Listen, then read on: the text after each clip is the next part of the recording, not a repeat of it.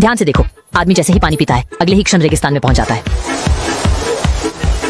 नंदन खुंजा शामों में साल भर से था और पानी न पीने से वह बहुत प्यासा था। वह विस्तृत पीले रेत को पार करते हुए अंततः एक नखलिस्तान तक पहुंच गया। लंबी यात्रा के बाद वह संयम नहीं रख पाया और कुछ संकोच के बाद उसने पानी मुंह में लिया। अगले ही पल हवा के साथ उसके मुंह में बहुत सारी रेत आ गई और वह लगभग उसमें दब गया। लेकिन जीवन बचाने के लिए उसने सिर्फ चलते रहने में सक्षम थे। बहुत जल्दी वह फिर से नखलिस्तान पर पहुंच गया, लेकिन इस बार उसने खुद को रोका। उसने पानी पीने का चयन नहीं किया बल्कि सीधे छोटी नदी की ओर चल दिया। धीरे धीरे वह पूरी तरह थक चुका था और आखिरकार थके हारे शरीर के साथ सड़क तक पहुंच गया। उसने सड़क पर एक कार को रोका और चालक ने भी उसे एक बोतल पानी भेंट किया, जिसे पीते ही अचानक वह फिर से रेगिस्तान में लौट आया। इस बार अंततः वह बिखर गया, लेकिन अपनी घर पर 18 वर्षीय पत्नी को याद करके उसे फिर से रास्ते पर निकलना पड़ा। जल्दी ही वह दोबारा से सड़क पर आ गया और इस बार उसने ड्राइवर के पानी को सीधा मना कर दिया। अंत में वह आदमी सफलतापूर्वक घर लौट आया। वह लालच में सोफे पर लेट गया, लेकिन जब उसने पास के नल से टपकते हुए पानी को देखा तो वह रुक नहीं सका। इसलिए उसने गिलास भर के पानी लिया और उसमें 2012 साल का बर्फ का टुकड़ा डाल दिया। पिछले अनुभवों को ध्यान में रखते हुए उसने इस बार सीधे पीने का चयन नहीं किया बल्कि अपनी उंगली से थोड़ा सा पानी छाने के लिए मुंह में डाला। सौभाग्य से इस बार आदमी को रेगिस्तान में नहीं भेजा गया। जब उसने देखा कि कोई हलचल नहीं हुई, उसने पागल होकर पानी पीना शुरू कर दिया।